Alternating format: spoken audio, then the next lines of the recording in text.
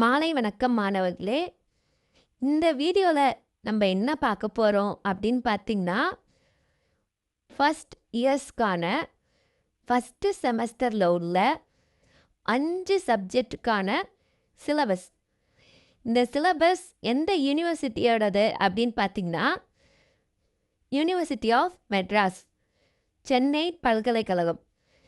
இதுதான் இந்த சிலபஸை தான் 2026 to 2027 வரைக்கும் யூஸ் பண்ண போகிற சிலபஸ்.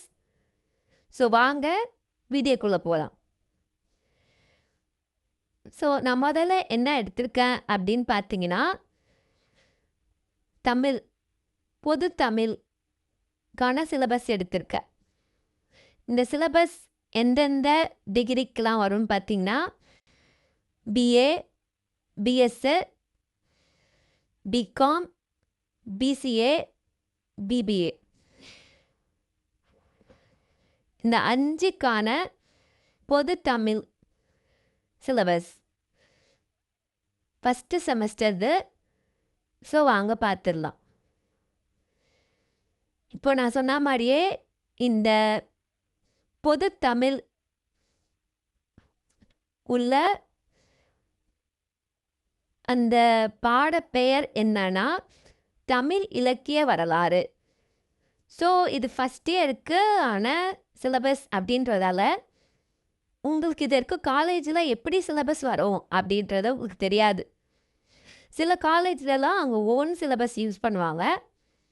சில காலேஜில் அதாவது அஃபிலியேட்டட் மெட்ராஸ் யூனிவர்சிட்டி போட்டிருக்க எல்லா காலேஜ்லேயும் மெட்ராஸ் யூனிவர்சிட்டியில் என்ன சிலபஸ் ரிலீஸ் பண்ணுறாங்களோ அந்த சிலபஸை தான் யூஸ் பண்ணுவாங்க. ஸோ இதில் பார்த்தீங்கன்னா நம்மளுக்கு 10th 12th சப்ஜெக்ட் 5 இருக்கும். நம்ம வெறும் அந்த சப்ஜெக்ட் நேமை மட்டும்தான் சொல்லுவோம். இப்போ இங்கே பொது தமிழ் அப்படின்னு சொன்னிங்கன்னா அதோட சப்ஜெக்ட் அதுக்குள்ளார என்ன பிரிவு இருக்குதுன்னு பார்த்தீங்கன்னா தமிழ் இலக்கிய வரலாறு. இதுதான் ஃபஸ்ட்டு செமஸ்டருக்கு உள்ளது. அதனால தான் இங்கே 1ன்னு போட்டிருக்காங்க. இன்னும் ஜூம் பண்ணிக்கிறேன், உங்களுக்கு தெளிவாக தெரியும். இப்போ தெளிவாக தெரியும்னு நினைக்கிறேன். இப்போ இங்கே கோர்ஸ் கோடுன்னு போட்டிருக்காங்க. இந்த கோர்ஸ் கோடு எதுனா இந்த சப்ஜெக்டோட கோடு. நீங்கள் மெட்ராஸ் யூனிவர்சிட்டி அஃபிஷியல் வெப்சைட்டில் போயிட்டு இதை டவுன்லோட் பண்ணணும் அப்படின்னு பார்த்தீங்கன்னா உங்களுக்கு இந்த சப்ஜெக்ட் கோட் எல்லாத்துக்கும் தெரிஞ்சிருக்கணும். ஸோ நான் இந்த வீடியோவில் எல்லா சப்ஜெக்ட் கோடும் காட்டுறேன். உங்களுக்கு தேவைப்பட்டுச்சுன்னா நீங்கள் மெட்ராஸ் யூனிவர்சிட்டிலையும் போய் டவுன்லோட் பண்ணிக்கலாம். அப்படி இல்லைன்னா இந்த வீடியோ டிஸ்கிரிப்ஷனில் நான் உங்களுக்கு எல்லாத்தோட பிடிஎஃப் கொடுத்துட்றேன். ஸோ இதுதான் உங்களுக்கு தமிழுக்கான சப்ஜெக்ட், அதாவது செமஸ்டர் 1க்கானது மட்டும். இப்போ செமஸ்டர் 2 இப்போ செமஸ்டர் நீங்கள் 2 போகிறீங்கன்னா உங்களுக்கு இதே தமிழ் கோடு வராது, வேறு கோடு தான் உங்களுக்கு வரும். ஸோ ஒவ்வொரு செமஸ்டருக்கும் ஒவ்வொரு கோடு மாறிக்கிட்டே இருக்கும். அதே மாதிரி ஒவ்வொரு சப்ஜெக்ட்டுக்குமே ஒவ்வொரு கோடு இருக்கும். புரியும்னு நினைக்கிறேன். இது கோர்ஸ் நேம் நான் சொன்ன பார்த்தீங்கன்னா பொது தமிழ் அப்படின்றதுக்கு பிரிவு கீழே வர்றது தமிழ் இலக்கிய வரலாறு. இதில் உங்களுக்கு எப்படி மார்க் டோட்டல் 100 மார்க் எப்படி அலாட் பண்ணுவாங்க அப்படின்னு பார்த்தீங்கன்னா இது ஸ்கூலில் யூஸ் பண்ண அதே சிஸ்டம் தான். 25 மார்க்ஸ்க்கு சிஐஏ அப்படின்றது என்னன்னா டெஸ்ட்டு மந்த்லி அவங்களுக்கு ஒரு டெஸ்ட்டு வைப்பாங்க. எல்லா சப்ஜெக்ட்டுக்கும் வைப்பாங்க. ஸோ அதுதான் இதில் 25 மார்க்ஸும் அதுலேருந்தே எடுத்துருவாங்களா டெஸ்ட்லேருந்துனா கிடையாது. உங்களுக்கு அட்டெண்டன்ஸ் ப்ளஸ் ப்ரெசன்டேஷன் அது கூட அசைன்மெண்ட் இது எல்லாத்தையும் சேர்த்து தான் உங்களுக்கு இங்கே 25 மார்க் போடுவாங்க. இதை நம்ம இன்டர்னல் அப்படின்னு சொல்லுவோம். இது சயின்ஸ்க்கு மட்டும் நம்ம 10th பண்ணியிருப்போம். இது எக்ஸ்டர்னல்ன்றது பார்த்தீங்கன்னா காமன், நம்ம எழுதி மார்க் வாங்குறது 75க்கு. ஸோ இதை டோட்டலாக ப்ளஸ் பண்ணால் நம்மளுக்கு 100 மார்க் வந்துடும். ஸோ உங்களுக்கு புரிஞ்சிருக்குன்னு நினைக்கிறேன். மீதியெல்லாம் நான் டாப்பிக்கை மட்டும் எக்ஸ்பிளைன் பண்ணுறேன் மற்ற சப்ஜெக்ட்லாம். உங்களுக்கு ஓவராலாக இது புரிஞ்சிருக்கும்னு நினைக்கிறேன்.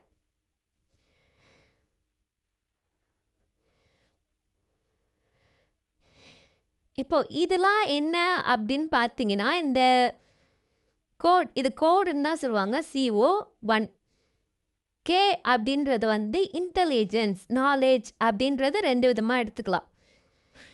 இது வந்து உங்களுக்கு ஃபீட்பேக் அப்படின்றது வந்து ஒவ்வொரு செமஸ்டர் முடிஞ்சோனையும் உங்க காலேஜ்ல வந்து அந்தந்த இன்சார்ஜ் வந்து உங்களுக்கு தருவாங்க. ஃபீட்பேக் செக்ஷன் மாரி. ஸோ, அதில நீங்க வந்து போட வேண்டியது இது. ஸோ, இது வந்து இப்போதைக்கு உங்களுக்கு தேவையில்ல. ஸோ, நம்மளுக்கு தேவையான செக்ஷன் வந்து இதுதான். இதுலருந்து தான் சிலபஸ் ஸ்டார்ட் ஆகுது. இந்த வீடியோ கொஞ்சம் லென்த்தா தான் இருக்கும். ஏன்னா, நான் சிலபஸ் மட்டும் காட்டல. சிலபஸ்ல என்னென்ன இருக்கு அப்படின்றத பத்தியும் நான் சொல்றேன். இல்ல, எனக்கு சிலபஸ் மட்டும் போதும் அப்படின்னு நீங்க நெனச்சீங்கன்னா, டிஸ்கிரிப்ஷன்ல பிடிஎஃப் குடுத்துருக்கேன். நீங்க தாராளமா அத டவுன்லோட் பண்ணிக்கலாம். இப்போ நம்ம சிலபஸ்க்குள்ள என்னென்ன குடுத்துருக்காங்க அப்படின்றத வந்து பார்த்துடலாம். அலகு 1. அலகு 1ல வந்து இங்க வந்து டாபிக் வைஸ் பிரிச்சு குடுத்துருப்பாங்க. ஸோ, நான் உங்களுக்கு அத சொல்றேன். நம்மளுக்கு வந்து இப்போ ஸ்கூல்ல பார்த்தீங்கன்னா, ஒரு இயல் 1ன்னு குடுத்துருப்பாங்க. அதுதான் இங்க அலகு 1ன்னு குடுத்துருக்காங்க. இயல் 1ல ஒரு 4 இருக்கும். செய்யுள், உரைநடை, அப்புறமா வந்து ஒரு லெசன் வச்சிருப்பாங்க. ஸோ, இங்க எப்படி பார்த்தீங்கன்னா, இலக்கணம் எல்லாத்தையும் வந்து ஒரே இயலுக்குள்ள வச்சிருப்பாங்க. ஸோ, நான் உங்களுக்கு கொஞ்சம் ஜூம் அவுட் பண்றேன். நான் சொல்லணுன்றதுக்காக. இப்போ இந்த அலகு 1 இயல் 1லயே உங்களுக்கு எத்தனை டாபிக் இருக்குன்னு காட்டுறேன் பாருங்க. 1, 2, 3, 4, 5. 5 டாபிக் இருக்கு. இது என்ன மேம்? ஒரு இயல்ல ஒரு 5 டாபிக் இருக்கிறது நார்மல் தானே அப்படின்னு சொல்லலாம். ஆனா, ஒரு இயலுக்குள்ள இப்போ இந்த 5 டாபிக் சொன்னேன்னா, இந்த 5 டாபிக்ல இலக்கணம் ஃபர்ஸ்ட் டாபிக்ல இலக்கணம்னு ஒண்ணு வருதா? இலக்கணத்துல 2 வகை பிரிச்சிருக்காங்க பாரு. ஆ, ஆ அப்படின்றது. அதே மாரி சங்க இலக்கியம். இப்போ வந்து சங்க இலக்கியத்துல 8 தொகை 10 பாட்டு 2 தானே குடுத்துருக்காங்க மேம் அப்படின்னு நீங்க சொல்லலாம். ஆனா, 8 தொகைக்குள்ள இருக்க இந்த 8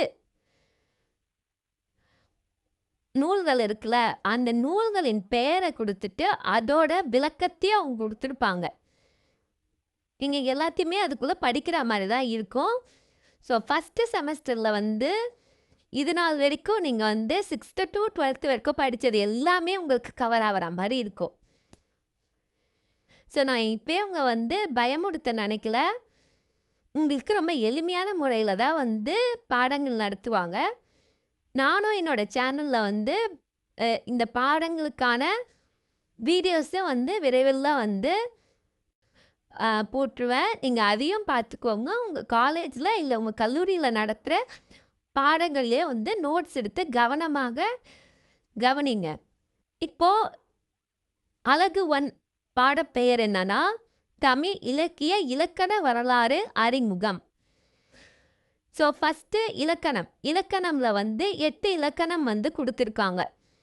இந்த 8 இலக்கணமும் வந்து உங்களுக்கு இப்போ தொல்காப்பியம் அப்படின்னா உங்களுக்கு தெரியும். அதுதான் முதன்மையான இலக்கண நூல். ஸோ, அதை பத்தி கொஞ்சம் எக்ஸ்பிளைன் பண்ணியிருப்பாங்க. இப்போ செகண்ட் அதே மாரி தான் எல்லாமே வந்துரும் உங்களுக்கு. இந்த தண்டி அலங்காரம், நன்னூலும் நீங்க வந்து ஸ்கூல்லயே படிச்சிருப்பீங்க. மொழிபெயர்ச்சி இது ஒண்ணும் இல்ல. இது இலக்கணம். இலக்கண அந்த விதிகள் அப்படின்னு சொல்லுவாங்கல்ல, அதுதான். பலினம், மிகுமிடங்கள், மிகாயிரங்கள் அதை பத்திலாம் இங்க வந்து குடுத்துருக்காங்க.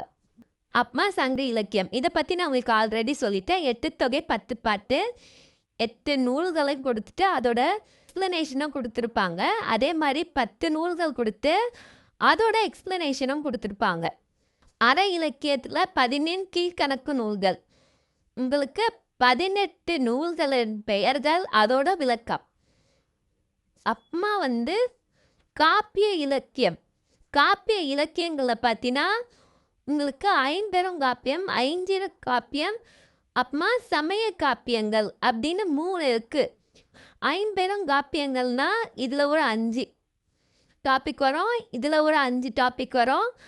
சமண காப்பியங்கள்ல உங்களுக்கு 4 வரும். மொத்தமாக 14 நூல்களை பற்றி படிப்பீங்க. நூல்களின் பெயரும் அதோட விளக்கத்தையும் பற்றி படிப்பீங்க. இப்போ பக்தி இலக்கியமும் இதில் இது திருமுறை, இது ஒரு டாபிக்.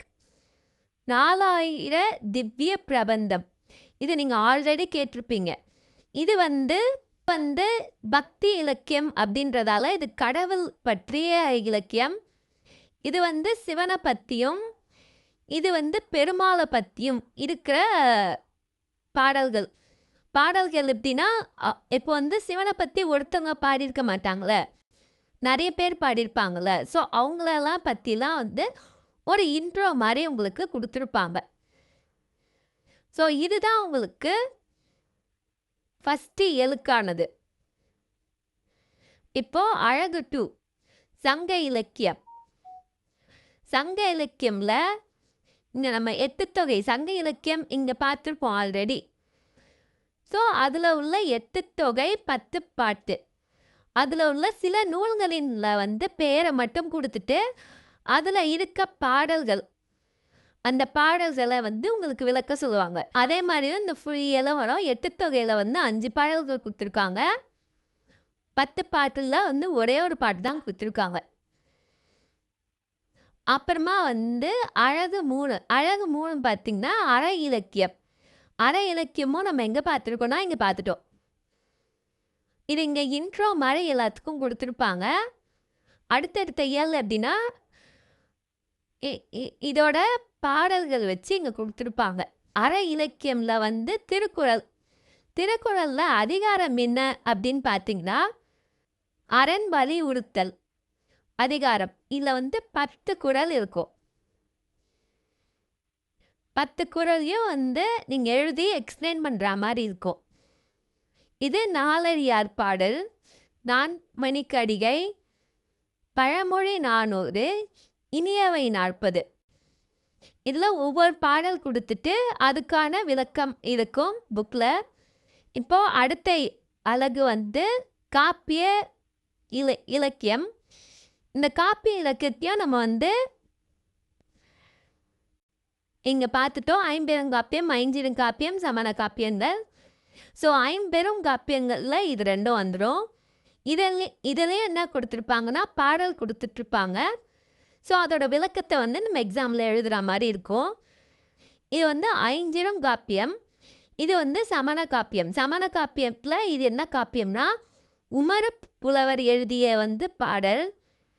இஸ்லாமிய மதத்தை பற்றி அவங்களோட புகழை பற்றி இந்த பாடலில் சொல்லியிருப்பாங்க.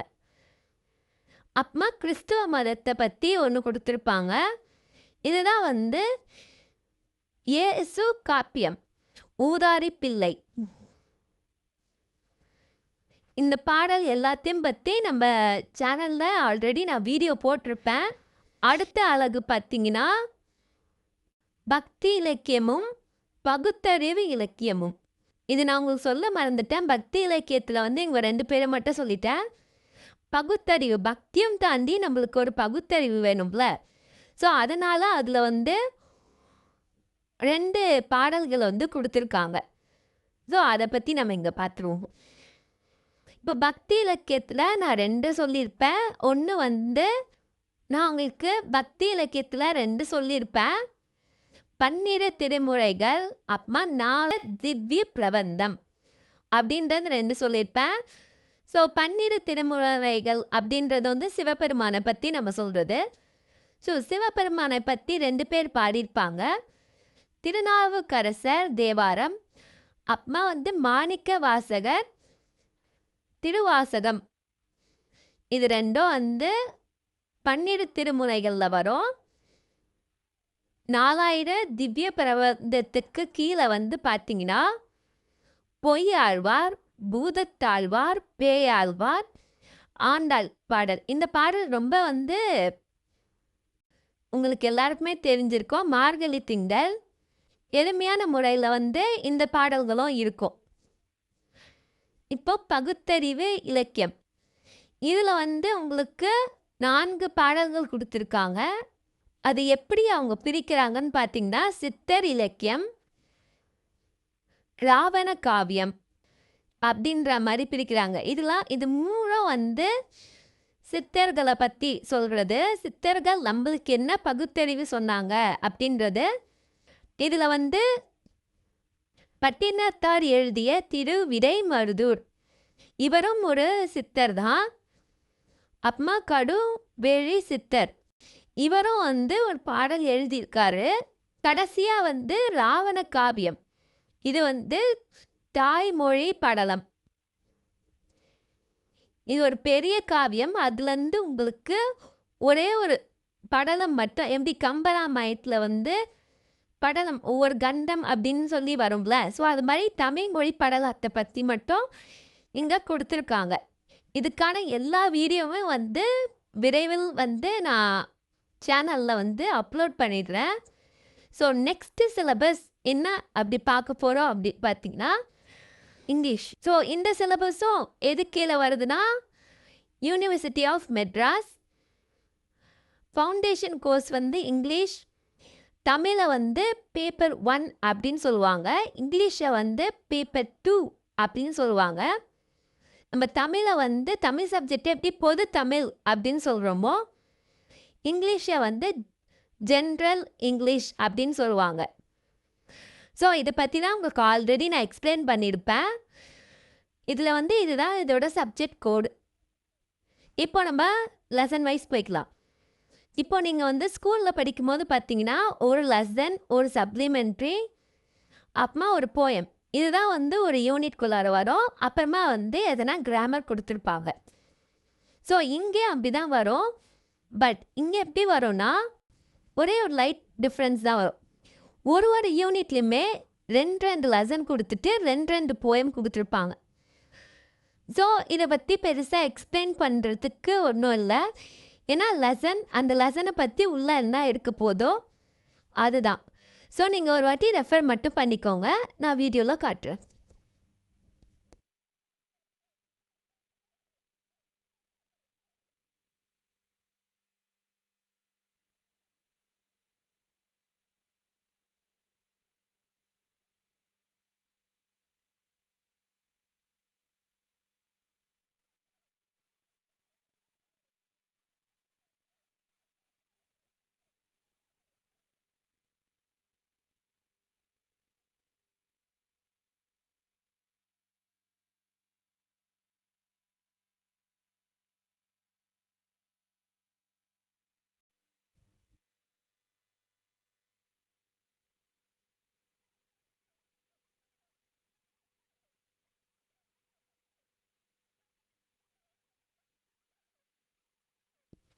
ஸோ நான் ஃபஸ்ட்டே சொன்னல, கிராமர் வந்து நம்ம ஸ்கூல் லைஃப்பில் இருக்கும்போது கண்டிப்பாக வந்து ஒரு யூனிட் கீழே கொடுத்துருப்பாங்க.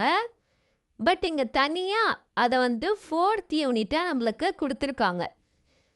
ஸோ இதுவும் வந்து கிராமரில் தான் வரும். So paragraph and S A writing. So உங்களுக்கு இங்கிலீஷை பொறுத்த வரைக்கும் இவ்வளோ தான் சிலபஸ். இப்போ நம்ம நெக்ஸ்ட் என்ன பார்க்க போகிறோம் அப்படின்னு ஃப்ரெண்ட்ஸ், இதை தான் வந்து என்னோட ப்ரோக்ராம் சிலபஸ் வந்து 2022 to 2024 போட்டிருக்காங்க. பட் 2026 வரைக்குமே இந்த சிலபஸ் தான் ஃபாலோ பண்ணாங்க.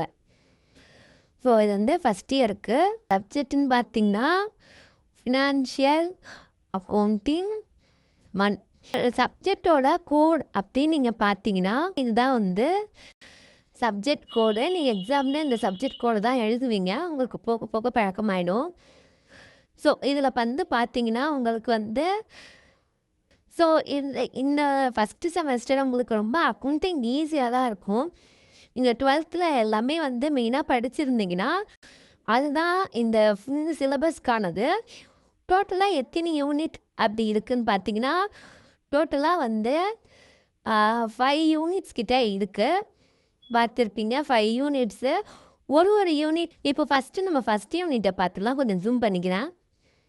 ஸோ ஃபஸ்ட் யூனிட் நம்மளுக்கு பார்த்திங்கன்னா ஃபண்டமெண்டல் ஆஃப் ஃபினான்ஷியல் அக்கௌண்டிங்.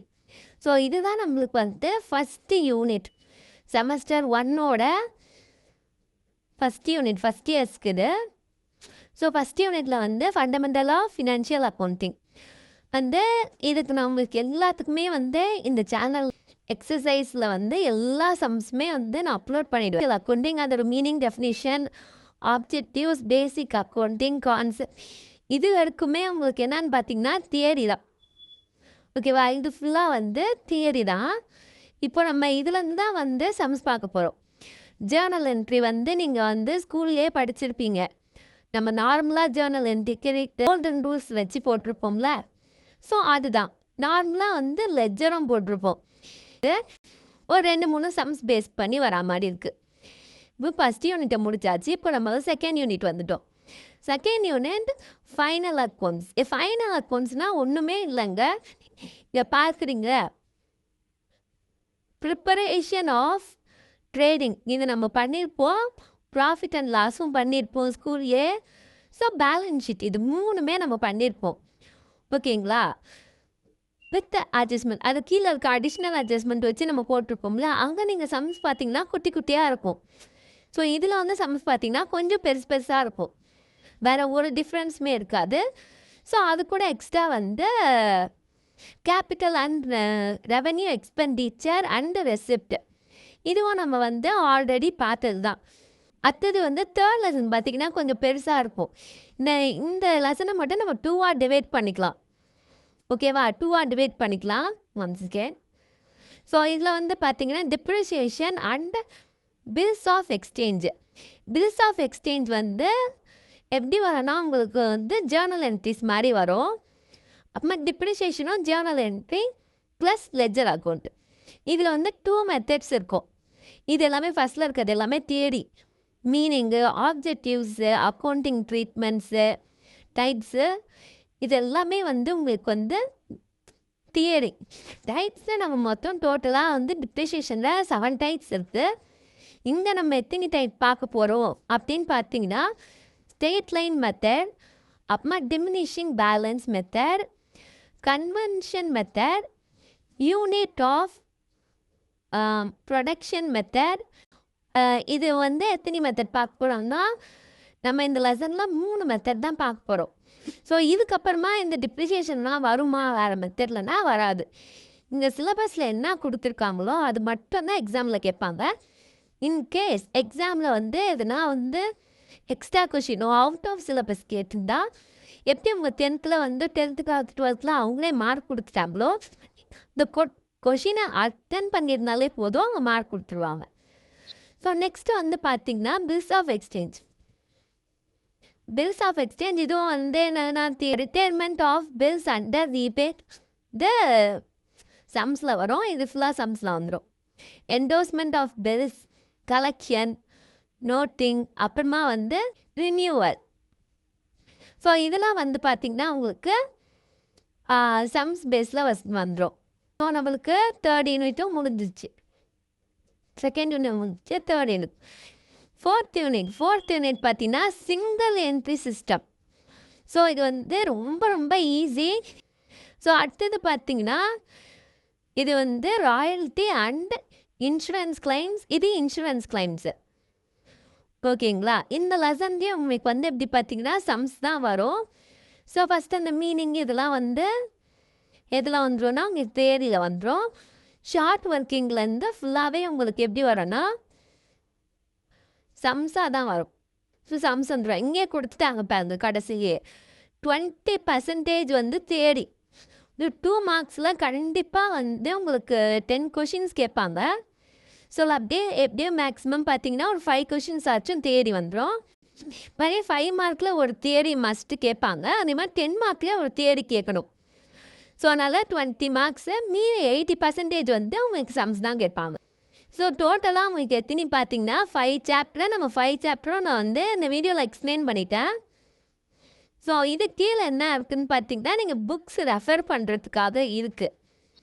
இதுதான் வந்து டெக்ஸ்ட் புக். நாங்கள் வந்து படிக்கும் போதெல்லாம் வந்து ரெட்டி அண்ட் மூர்த்தி இவங்க தான் மார்க்கம் பப்ளிகேஷன் இதை தான் மெயினாக யூஸ் பண்ண சொன்னாங்க. ஸோ நாங்கள் இதை தான் வந்து மெயினாக யூஸ் பண்ணிக்கிட்டு இருந்தோம். உங்கள் காலேஜில் என்னென்ன புக் ரெஃபர் பண்ண சொல்கிறாங்களோ நீங்கள் அந்தந்த புக் ரெஃபர் பண்ணிக்கலாம். ஸோ நான் எடுக்க போகிற சம்ஸ் எல்லாமே வந்து Reddy and Murthy financial accounting மார்க்கம் பப்ளிகேஷன் புக்கில் இருந்து தான் எடுப்பேன். ஸோ நீங்கள் எந்த புக் வேணால் ரெஃபர் பண்ணிக்கலாம். ஆனால் மெத்தட் வந்து எல்லா புக்லேயும் ஒரே மாதிரி தான் இருக்கும். இது வந்து வெப்சைட் ரிசோர்ஸஸ் அவ்வளோதான். நெக்ஸ்ட்டு சப்ஜெக்ட் என்ன பார்க்க போகிறோம் அப்படின்னு பார்த்தீங்கன்னா பிரின்சிபல் ஆஃப் மேனேஜ்மெண்ட். இந்த வேர்டை நீங்கள் எங்கேயோ கேள்விப்பட்ட மாதிரியே இருக்கும். இது ஒன்றுமே இல்லை, காமர்ஸ் அப்படின்ற ஒரு சப்ஜெக்ட் நம்ம 12th படிச்சிருப்போம்ல, அதில் ஃபஸ்ட்டு லெசன் நீங்கள் 11th எடுத்து பார்த்தீங்கன்னா பிரின்சிபல் ஆஃப் மேனேஜ்மெண்ட் தான் இருக்கும். ஸோ அதையே நம்ம இங்கே ஒரு சப்ஜெக்டாக படிக்க போகிறோம். ஒரு லெசனாக படித்ததை இங்கே ஒரு சப்ஜெக்டாக நம்ம படிக்க போகிறோம். ஸோ இதோட பேப்பர் கோட் பார்த்தீங்கன்னா இது சப்ஜெக்ட் கோட். இதில் வந்து டோட்டலாக எத்தனை யூனிட் இருக்குன்னா உங்களுக்கு 5 யூனிட்ஸ் இருக்குது. இப்போ நான் உங்களுக்கு யூனிட்டை எக்ஸ்பிளைன் பண்ணிடுறேன். இது நான் வந்து லைட்டாக எக்ஸ்பிளைன் பண்ணுறேன், ஏன்னா இது வந்து நீங்கள் ஆல்ரெடி படித்ததாக தான் இருக்கும். இன்ட்ரடக்ஷன் டு மேனேஜ்மெண்ட் இதுதான் வந்து ஃபஸ்ட்டு யூனிட். இதில் வந்து நார்மலாக definition, meaning, nature, scope, level of management இதில் இருக்கிறது எல்லாமே நீங்கள் வந்து 11th ஸ்டாண்டர்டில் படிச்சிருப்பீங்க. ஒரு வாட்டி ஜஸ்ட் கோ த்ரூ மட்டும் பண்ணிக்கோங்க. செகண்ட் லெசன் பார்த்தீங்கன்னா பிளானிங். இதையும் நீங்கள் படிச்சிருப்பீங்க. இந்த வார்த்தை உங்களுக்கு நல்லாவே ஞாபகம் இருக்கும். Management by objectives, MBO. So second unit தான். தேர்ட் யூனிட் வந்து ஆர்கனைசிங்.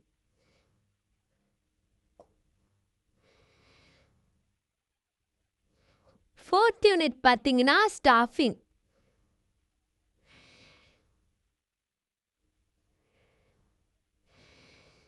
ஃபிஃப்த் யூனிட் பார்த்தீங்கன்னா டைரக்டிங், அப்புறமா கோஆர்டினேஷன் அண்ட் கண்ட்ரோல்.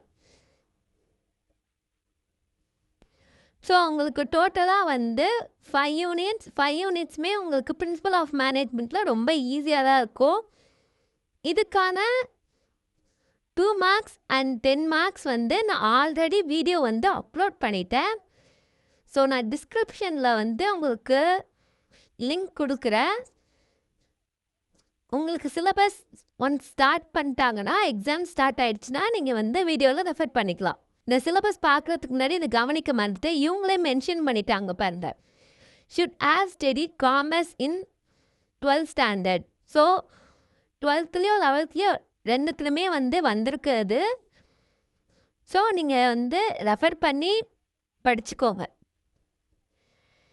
இப்போ நம்ம அடுத்து என்ன வந்து சிலபஸ் பார்க்க போகிறோம் அப்படின்னு பார்த்தீங்கன்னா, இப்போ அடுத்த வீடியோ என்ன பார்க்க போகிறோம்னா பிஸ்னஸ் எக்கனாமிக். இதோட கோட் அப்படின்னு பார்த்தீங்கன்னா 146E1C. இதுதான் வந்து சப்ஜெக்ட் கோட். இதை வந்து எலக்டிவ் அப்படி இன்னும் கூப்பிடுவாங்க. ஸோ நம்ம இங்கிலீஷில் எப்படி பேப்பர் 2 அப்படின்னு பார்த்தோம், அந்த மாதிரி இதை வந்து எலக்டிவ் அப்படின்னு கூப்பிடுவாங்க. இதில் வந்து நம்ம 2 சப்ஜெக்ட் சூஸ் பண்ணிக்கலாம். ஆட்டோனமஸாக இருந்துச்சுன்னா உங்கள் காலேஜு. ஸோ எப்படின்னா இதுக்கு பதிலாக இன்னொரு சப்ஜெக்ட் இருக்கும். ஒன்று இதை நீங்கள் அதை சூஸ் பண்ணிக்கலாம், இல்லைனா இதை சூஸ் பண்ணிக்கலாம். மெட்ராஸ் யூனிவர்சிட்டி கீழே வர முக்கால்வாசி காலேஜ் வந்து பிஸ்னஸ் எக்கனாமிக்ஸ் தான் எடுத்திருப்பாங்க. ஸோ இதுலேயும் அவங்க மென்ஷன் பண்ணிட்டாங்க.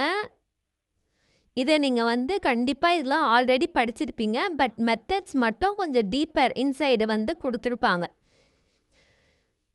என்னோட வீடியோஸும் நான் ஆல்ரெடி அப்லோட் பண்ணிட்டேன். எல்லாமே வந்து நான் பிளேலிஸ்ட்டாக போட்டு வச்சுருக்கேன். அந்த பிளேலிஸ்ட்டோட லிங்க் தரேன், நீங்கள் வேணும்னா வந்து செக் பண்ணி பாருங்கள். இன்ட்ரடக்ஷன் டு எக்கனாமிக் இதுதான் நம்ம ஃபஸ்ட்டு படிச்சிருப்போம் 11th. வெல்த்து, வெல்ஃபேரு அண்ட் ஸ்கேசிட்டி இவங்க 3 பேரை பற்றியும் படிச்சிருப்போம். ஸோ அதே தான் இங்கேயும் வரும். ஸோ இதையும் நம்ம படிச்சிருப்போம். Business cycle.